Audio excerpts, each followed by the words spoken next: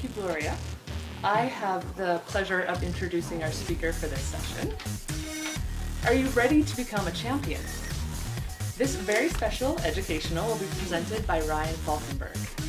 He joined Toastmasters in 2013 and has shown to be the epitome of commitment, dedication, energy, leadership, and the spirit of Toastmasters. This individual has been counted on for numerous occasions to organize, plan, and execute certain events, meetings, and activities. Also, he's been nicknamed the I'll Do It guy. Not only is Ryan willing to involve himself in roles and activities of the club and area levels, but he has also become an elite speaker. During the 2015 Humorous Contest, he represented the club at the area contest and crushed the competition, claiming first place. In 2015-2016, he won Confidence Builders Toastmaster of the Year Award. In 2016-2017, he became an area director. And in 2017, he has spoken on a stage in front of 300 people. This year, he achieved the status of DTM, a Distinguished Toastmaster. So please help me in giving a great big warm welcome to Ryan Falkenberg with his presentation, 5 Steps to Become a Confident Champion.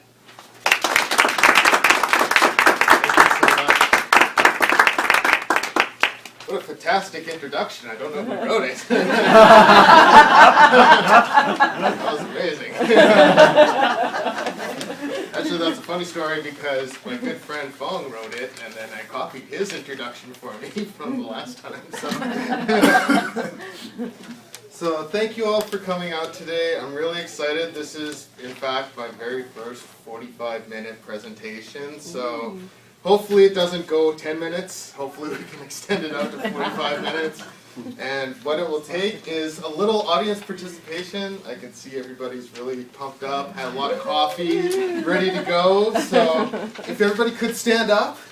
And what we're going to do is just introduce yourselves because we're all going to be friends here by the end of it. Maybe just turn around, introduce the person beside you, say hi if you don't know each other. Okay? Everybody all friends now? We're all good to go? That's awesome. One thing I didn't really consider in doing that was that we're all Toastmasters here, and we all love to talk. So that really could have gone on for about 45 minutes.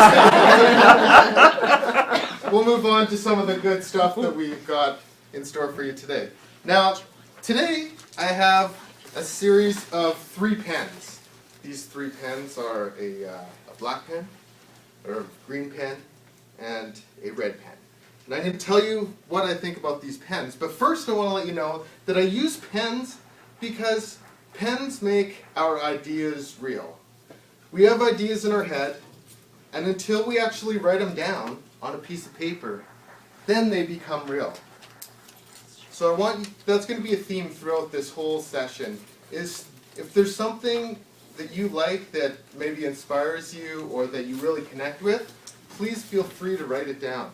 And I did provide some programs. I hope everybody got one. There's some at the back there. I don't know if Sure, everybody got them. Because I spent so much time at my company's printer to print them out, to assure you that we might as well use them. So inside of it, you got a little information on the front, and then we can make some notes that I'll go through when we're going through this presentation. As well, there's a nice space on the back for some extra notes that really get you in there. Now, about these pens. I use pens because I like writing stuff down, because like I said before, it makes it real to me. But these pens actually represent 3 different types of people that are probably in this audience today. There are most audiences. The first is the black pen. These are people that really connect with my ideas, that want to use them and start implementing these ideas into their lives right now. And they say, yes, I know what you're talking about, I want to start doing that, and I'm going to implement it today.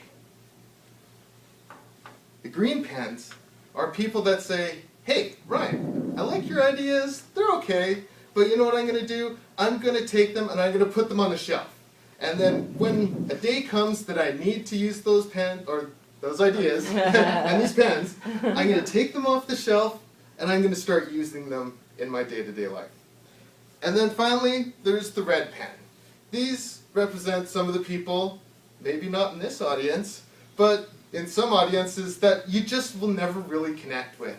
There's always about, it could be 30% or so of the audience that's divided up into these groups, that some people really like what you're saying and they connect with you. Some people think it's, oh, these are good ideas, but you know what, maybe I'll use them later. And then there's other people in the audience that's just like, hey man, I've totally heard all this before.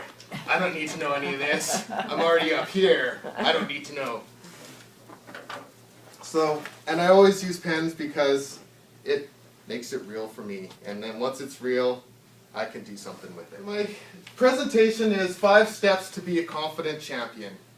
And my first question to you, the audience today, is what are some of the things that make a champion successful? And I'll give you a couple examples of successful people. Bill Gates, extremely successful, put computers into every household, right? You guys may not like me after this, but I'm a Patriots fan. I love the Patriots. I'm proud of it. It's okay. And last year, they were down 25 points in the Super Bowl, and they came back and won it. So I consider Tom Brady a true champion, of course. And they're my team, so it's even better. As well as there's some comedians out there that I think are champions, but I want to know from you guys, what do you think is what makes a champion successful? You can just say it out loud. Resiliency. Resiliency, that's a good one. Taking risks. Taking risks, yes. Yeah. They're not afraid to fail. Not afraid to fail, exactly. Yeah. Some of these things that might be up here. Yeah. That's awesome. Anything? Humor. Humor, yeah, absolutely. Anybody else? Amazing hard work. Hard work, yeah. Resiliency, it's another good one. I've really identified what makes a champion successful, and my first point up at the top there, and that is they want it. They want it so bad that, have you ever heard the term that they're becoming totally obsessive compulsive about what their goal is? They want it so bad, they're obsessed about it. And another characteristic is they are totally unreasonable about achieving their goal, right? Everything is second nature to them, or everything's second to them in trying to see their path through, right? They'll be unreasonable about trying to get to that goal. So what I want you to say, and say it with me, is I want it. And I want you guys to say it really loud. I want it! I want it! Excellent. Can't believe that worked. So what I'm going to ask you to right now is we're going to do a little exercise, and it's called the light bulb moment. So if you could, I think we've got almost, yeah, actually we do have an even number of people. So if you could go into pairs, and what you're going to do is you're going to tell each other the light bulb moment that you had this morning. Something about this morning's keynote speech that just like totally connected with you, and that you're like, man, that is a great idea. I love it. Something that's really, that you felt maybe in your heart, that you really want to express out to somebody else. So we're going to get into pairs, and you're going to talk to each other. We'll have about 2 minutes for one person, 2 minutes for the other person, maybe a little bit less. But what you're going to do is, instead of saying it, what you're going to do is letter it to each other. So instead of saying the words, you're going to spell them out. Does that make sense? All right. So if you guys can get, no? Yeah? Are you saying write it? No, just spell it out to each other. Instead of saying the words like, I thought it was a great time this morning, say, I, THOUGHT, ITWASAGREAT. That's going to take more than 2 minutes. It'll be okay. It'll be okay. Just maybe 1 point that was your language. Let's just do 1 point. And then there's a fun activity afterwards that we'll discuss just right after you finish it. So go ahead, get into your pairs. All right, Toastmasters, are you guys good? Good? Did everybody have fun with it? It looked like it was a lot of fun. So, what did we find? Did you guys notice anything about the interaction between the first person and the second person saying the words back and forth?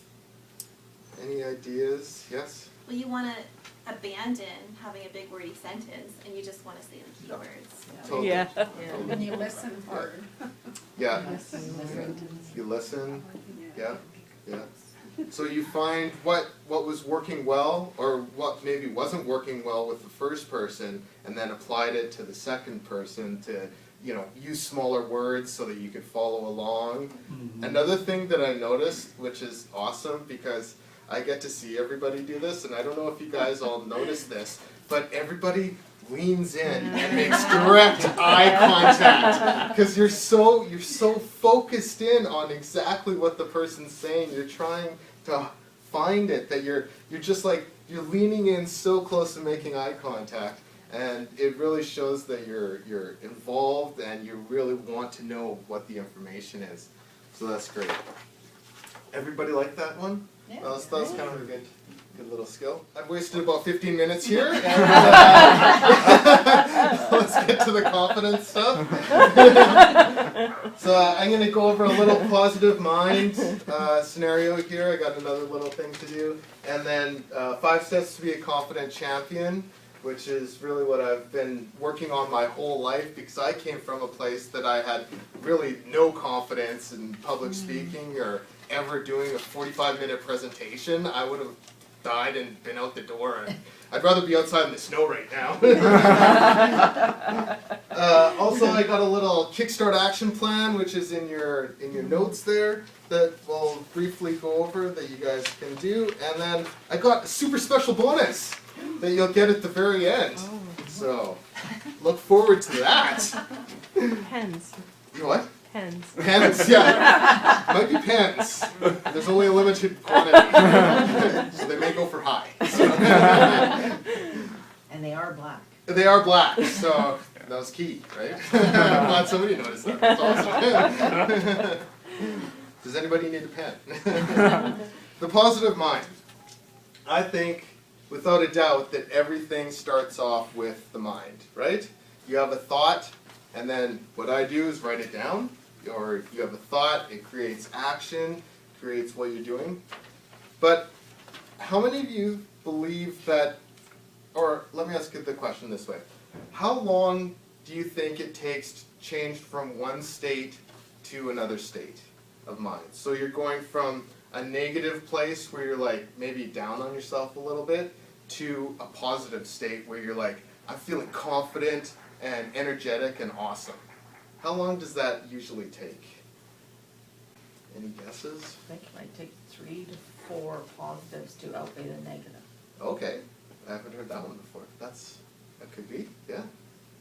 Yeah, anybody else? Do you think it happens like, is it a transition period that takes time to go from negative to positive?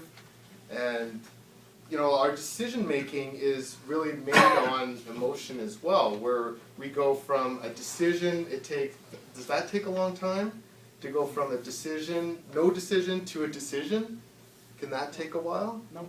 It just depends on what triggers the emotion. The information that comes right into you that triggers that emotion, the positive emotion. Right. If initially you were feeling downcasted, negative, and you get positive information, you replace that negative information and you make that decision.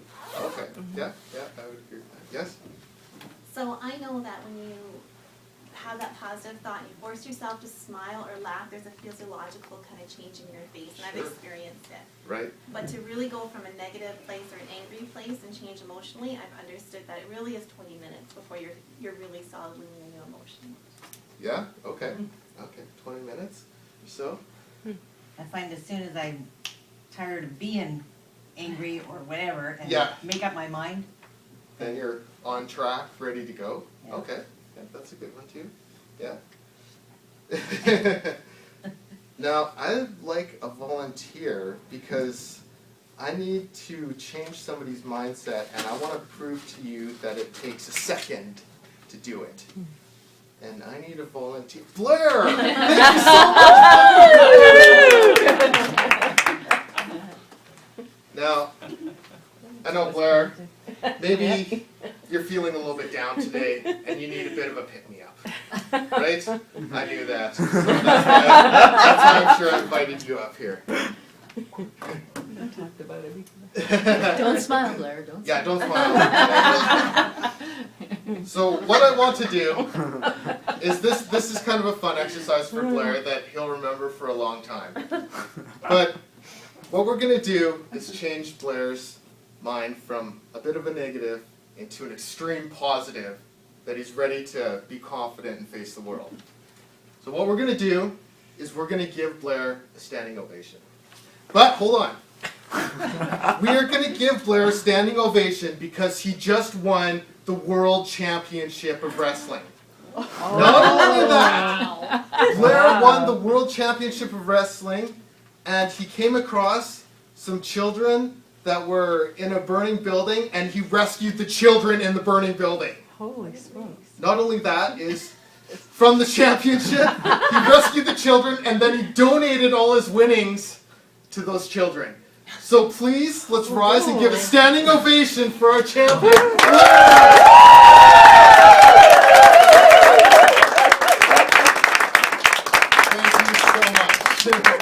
Thank you so much, Blair. The question is, do you feel better? Yeah. I can honestly say, even though it's a bit of a fictitious situation, that just a bit, because Blair's such a positive guy anyways, that I know that happened to me once, where everybody gave me a standing ovation. It's something that you totally remember that changes your state. And when you can recall some of those memories back from when you were in that super positive state where you're very confident, you can then begin to transition when you're in a bad state to a good state. So the end of the long-winded thing I want to say is think positive, act positive, and be positive. And remember those times in the past when you were positive about your state, that you can bring those times you were in there, and then you can become more confident, more positive, even though sometimes you may feel like you're down. Thank you very much, Blair.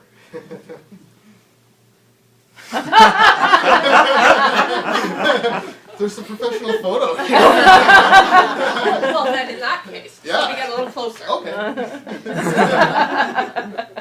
There you go. Awesome. Thank you so much.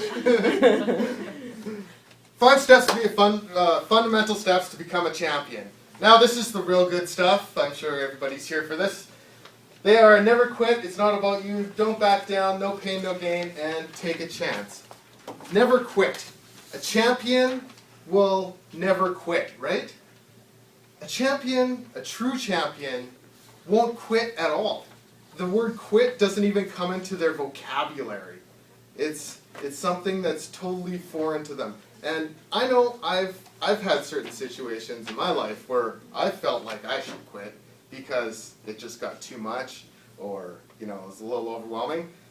Anybody here an area director? You might know what I'm talking about, or it becomes a little bit too much. But I guarantee you, if you pull through, you don't quit, the reward at the end of actually accomplishing your area directorship is very rewarding. And it's something that I definitely cherish that I did. The second thing of the fundamental steps is it's not about you. Champions make those around them better. Have you ever heard hockey fans out there? Is there any hockey fans? Yeah. Oh, of course. Right. Yeah, there we go. So Sidney Crosby. Everybody know who Sidney Crosby is? One of the greatest hockey players all time. He's so awesome. Well, he makes all of his line mates even better than what they actually are. And I've got an example of this. When he's playing in juniors, he was playing with a fellow named Pouliot, who who was on his line. Sidney Crosby got like 150 points in his last year, and this Pouliot guy got about 75 or 80, so he was draft eligible really high. So Sidney Crosby in his draft year goes first overall. This Pouliot guy, the Oilers take him in the first round. I can't remember exactly where. But it turns out that Pouliot never turned out to be an NHL player. Sidney Crosby made him look so good that he could never replicate that desire, that passion that he had with the Oilers. And eventually he got cut from the NHL because Sidney Crosby made him so much better. So that's one of the fundamental characteristics of the champion, is it's not about them, it's about making the team better. Another fundamental is they don't back down. They don't back down. So I got a question. How do you know what you will stand up for and what you won't back down for? What does that kind of come down to? You gotta know your values. Values, exactly. Core values, beliefs, these are the type of things. Show of hands.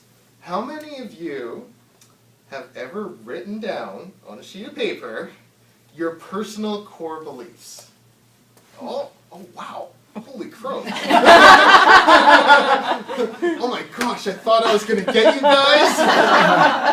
It's such a good idea to do, and you can see, and I had like 50 when I ended up doing it, and you can too. I'm glad you guys did. That's awesome. If you want to redo them, there's some spot at the back of this note page. No. But knowing exactly what you are standing up for and what your beliefs are, that drives your ability to not back down from something or stand up for something that you really believe in.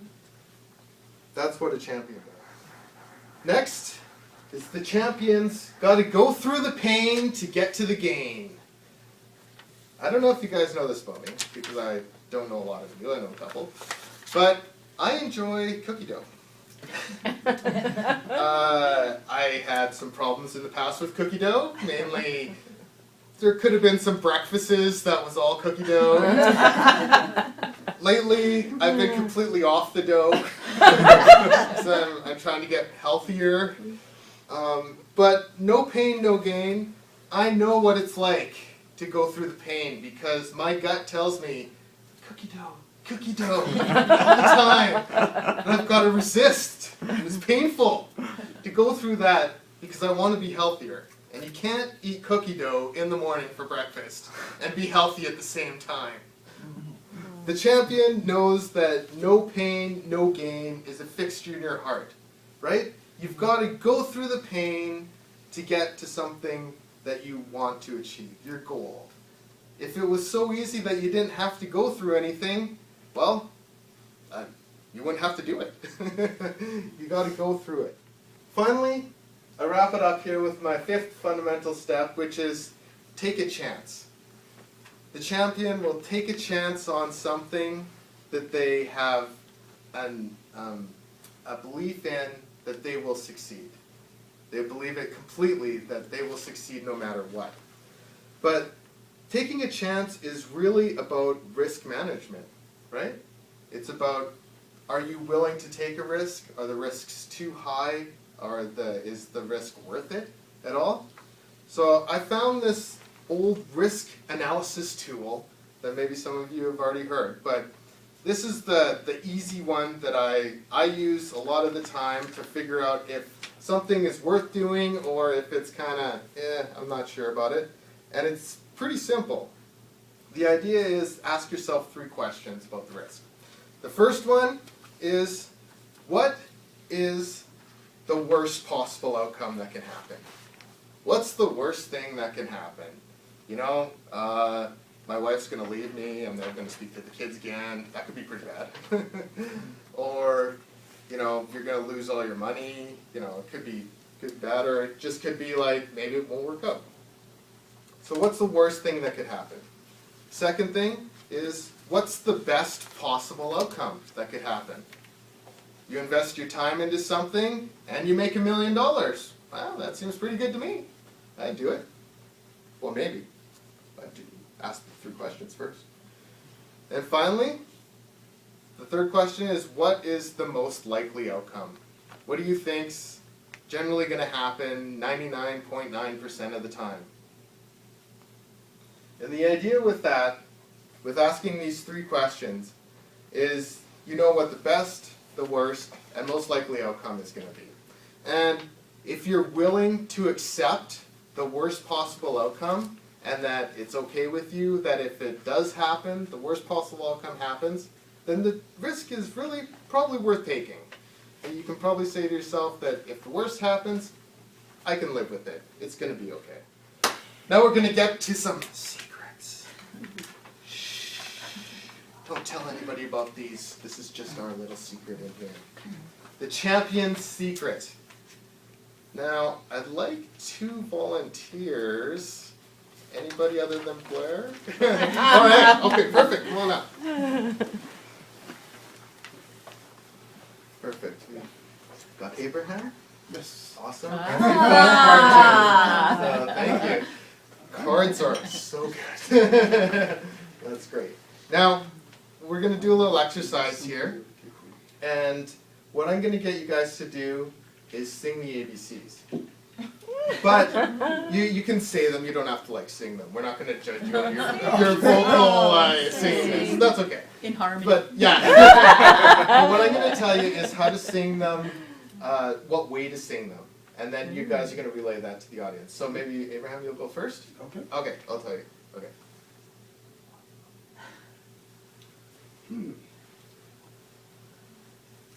A, B, C, Y, and Z. Awesome. So good. That's great, thank you. And Arjun, I'll give you yours.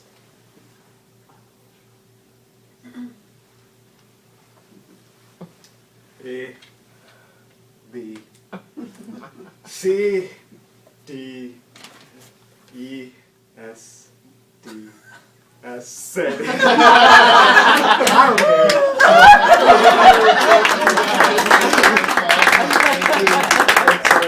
That's great. Thank you guys so much. So, what that was is to really illustrate how we connect with what people are saying. Because with Abraham here, he said it with a lot of emotion, like A, B, C, and we connected with that. But then with Arjun, at the beginning, he was just like A, B, C. There's not really much connection in there until he got into it. And then you finally started making a connection with him. So what the first secret is passion. Of course, we all connect with emotion, right? That's the first thing that connects us together, is the emotional connection between the audience, the speaker, and what it comes down to is when we're speaking, we're trying to sell ourselves, we're selling a product. So when we sell with emotion, the ABCs, it doesn't matter what you're saying. It's about the emotion that you're saying. You're saying it. So that's the first secret that champions use. Second one is the most valuable commodity that you own. Now this one's a mind tester, mind trick for you. What do you think it is? It's Smile. Smile, that's pretty good. It's something that you can't create. Once it's gone, it's gone. You can't recreate it. Time. Exactly. Champions know exactly what to use their time for, and they believe that it's the one most fundamental thing that you own. You have to make use of your time. How many people believe that Canadians watch 3 to 4 hours of TV a week? A week, every day? Every day. Yeah, exactly. 3 to 4 hours of TV a day. When I heard that and I actually checked it out, I couldn't believe that it's actually true. I don't know when you find time to be able to do that, but I can I'd hazard a guess that the people watching 4 or 5 hours of TV a day are probably not on the path to becoming a champion. And the third secret is discipline. You're in control. You got to be disciplined about what you want, what your goal is. Are you willing to do what it takes to achieve the goal? You're in for the long flight. You able to achieve? It's going way better than I thought. Thank you guys. So I've got this little kickstart action plan I came up with. It's a Ryan Falkenberg original. So be proud that you're the first audience that is going to get to do this. Maybe there'll be more, maybe not. So with the Kickstart action plan, the first thing is regret. And what happened to me in the past, it was 2008, and I owned a business with a bunch of employees. Then the big crash of 2008 came out. The bottom fell out of the economy, and unfortunately I had to lay everybody off. I had to live on zero for a couple months, which is pretty tough to live on zero. I don't know if any of you have been there. But one thing that I said to myself is, that's it. I'm not doing any more business. I'm out of business. I'm just going to go work for somebody. And honestly, I lived with that regret for a long time in myself because it didn't allow me to grow and maybe seek out new opportunities that might be there. So that is one of my regrets. And I did this exercise myself too. Is what I want you to do is on this piece of paper here is just write down a regret that you have. It could be anything that's holding you back from really achieving something more. I'll give you a minute or a couple seconds just to think about it. But something that you think that's holding you back that you want to get rid of.